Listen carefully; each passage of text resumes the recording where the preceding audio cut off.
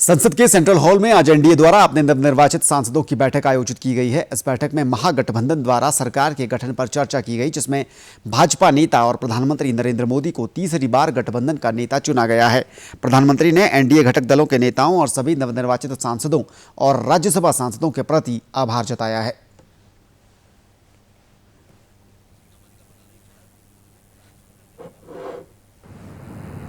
मेरे लिए खुशी की बात है कि इतने बड़े समूह को आज मुझे यहां स्वागत करने का अवसर मिला है।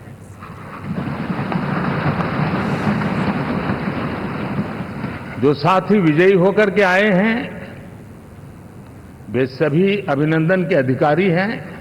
संविधान सदन के इस सेंट्रल हॉल से सर झुका करके उनको प्रणाम करता हूं। साथियों, मेरा बहुत सौभाग्य है कि एनडीए के नेता के रूप में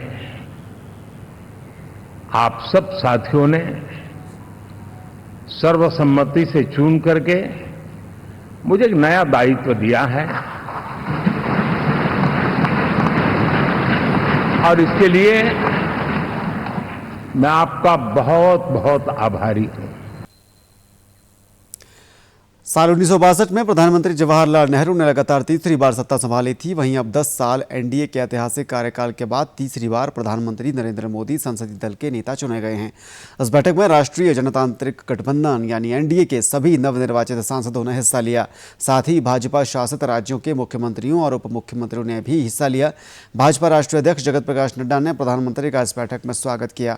बैठक को संबोधित करते हुए प्रधानमंत्री ने कहा कि भारत के महान लोकतंत्र की ताकत की वजह से एनडीए को आज देश के 22 राज्यों में लोगों ने सरकार बनाने का मौका दिया है।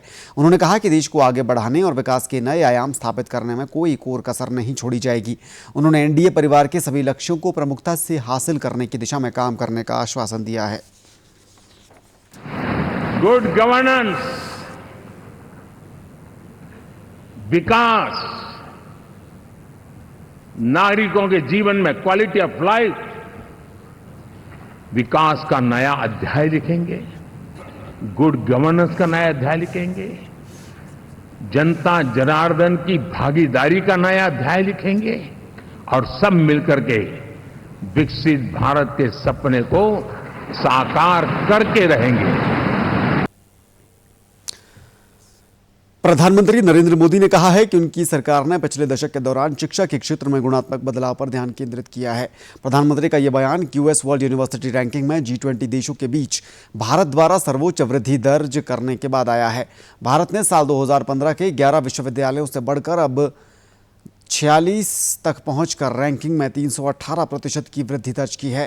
प्रधानमंत्री ने सोशल मीडिया पोस्ट में कठिन परिश्रम और समर्पण के लिए विद्यार्थियों, फैकल्टी और संस्थानों की सराहना की।